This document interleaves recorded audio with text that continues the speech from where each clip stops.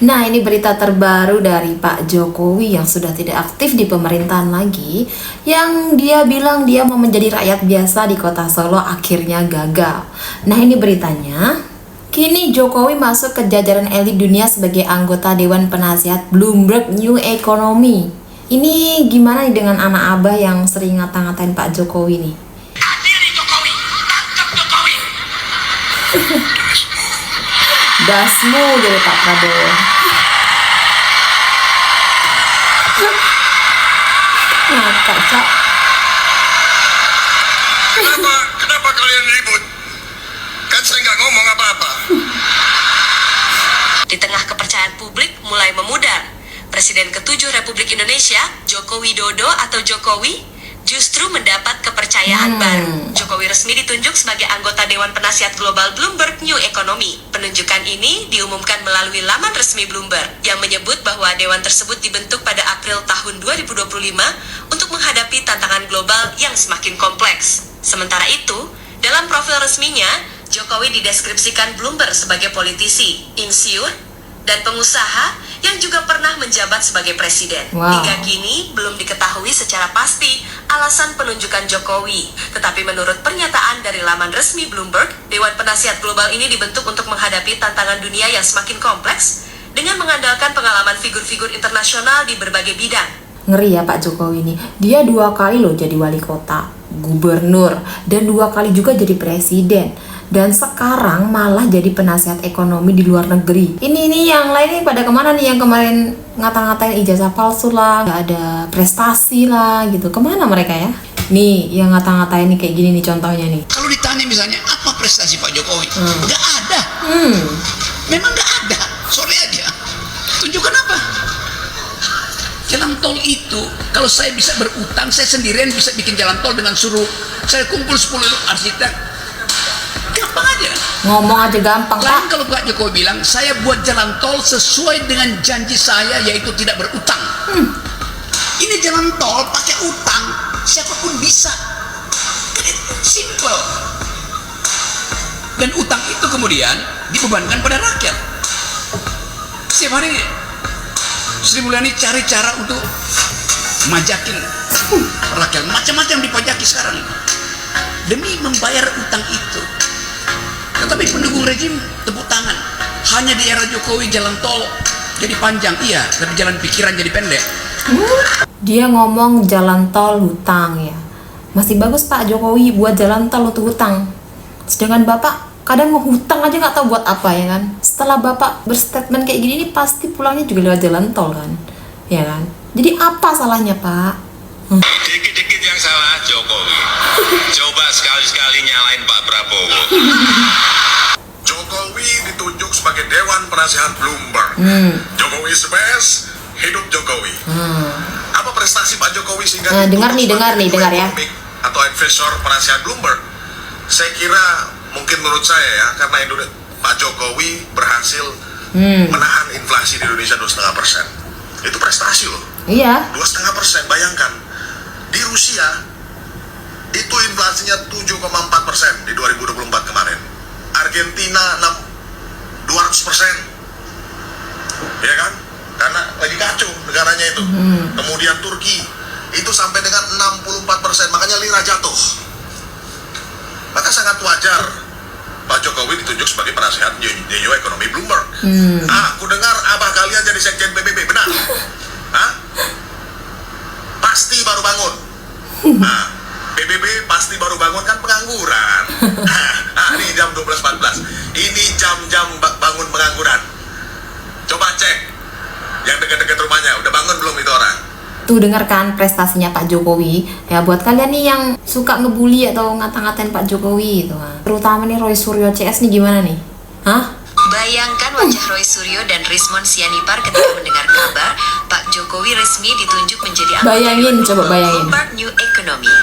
Tiba-tiba suasana jadi seperti sinetron. Ada musik melo, kamera zoom in, lalu Roy Suryo pelan-pelan melepas kacamatanya sambil bergumam. Loh, kok bisa? Padahal ijazahnya kan katanya. Belum selesai, Rismon udah lebih dulu nangis sesenggukan sambil teriak, kenapa dunia nggak percaya sama teori konspirasi kita? bikin ribut di medsos, ikut-ikutan stres massal. Grup WA mereka hening, hanya ada stiker crying cat dan pesan singkat. Guys, kita kalah lagi. Sisi lain, publik justru ngakak berjamaah. Sebab yang mereka hujat, yang dituduh tanpa sebab jelas, justru ditinggikan derajatnya sama Tuhan. Pak Jokowi tetap santai, tetap rendah hati, bahkan mungkin cuma senyum tipis sambil bilang, ya sudahlah, wong dari dulu saya difitnah macam-macam, tapi kerja aja terus. Dan sekarang, dunia mengakui Bloomberg ngajak beliau jadi penasehat global. Sementara para pengkritik ijazah, ya paling pintar jadi penasehat grup Facebook yang isinya debat kusir dan nyari like recehan. Beginilah hukum alam. Orang yang sabar, meski dihina, dicaci maki, difitnah tanpa bukti, justru dilindungi dan ditinggikan martabatnya. Pak Jokowi pun makin dikenang, bukan hanya oleh rakyat Indonesia, tapi juga oleh dunia. Sedangkan kubu ijazah get, ya paling tinggal ribut sendiri sambil ngelap air mata. Kasarnya, Bloomberg percaya Jokowi, tapi dunia nggak percaya sama teori ngawur kalian.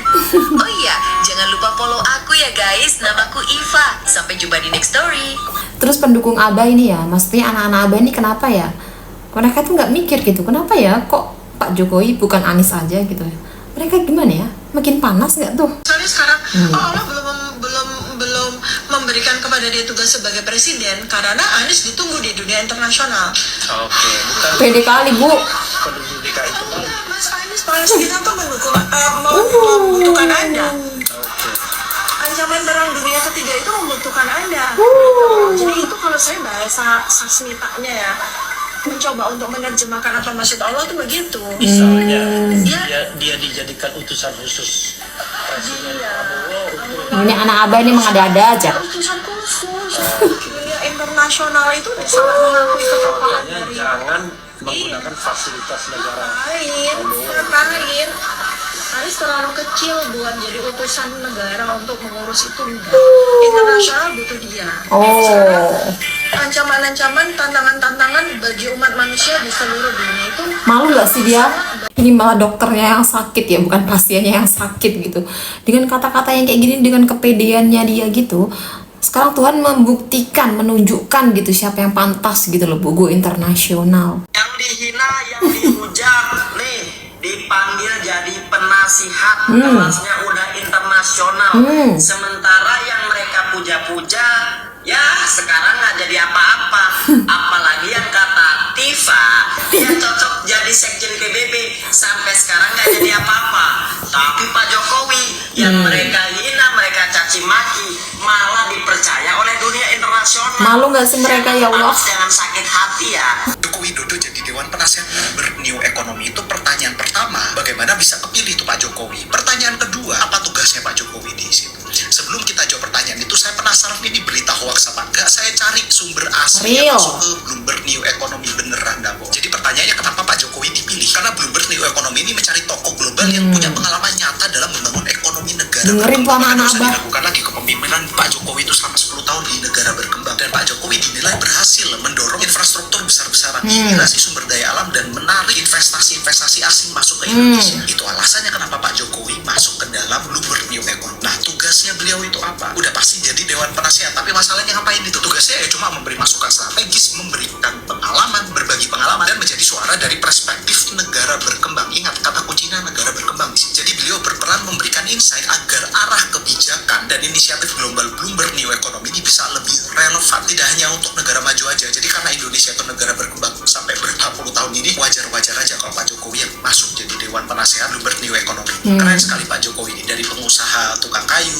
jadi presiden, sekarang jadi penasehat Bloomberg New Economy. Yang kalian tahu Bloomberg itu cuma market, terus kalian bisa punya komputer ratusan jutanya Bloomberg. Enggak, itu ngurusin nggak cuma market doang, itu ngurusin global isu politik dunia, arah kebijakan dunia juga bahkan berpengaruh. Makanya nggak sembarangan orang yang dipilih. Bahkan Pak Jokowi itu berarti bukan sembarangan orang. Betul kan? Ini loh tugasnya memberikan masukan strategis ke depannya untuk negara-negara berkembang. Kita itu salah satu contoh negara berkembang, dan diambil presiden yang pernah menjabat 10 tahun 2 dekade itu diambil dan dijadikan Dewan Penasehat, bukan dijadikan pegawai. Sudah. Jadi follow untuk konten seputar finance dan investment lainnya. Nah ini nih, semakin direndahkan semakin meroket. Berbulan-bulan ini Pak Jokowi direndahkan oleh Roy Suryo CS, atas kasus ijazah palsu lah, nggak ada prestasi lah, gini lah, gitulah. Dan cukup dengan berita seperti ini nih, semuanya runtuh. Nah, good job buat Pak Jokowi ya.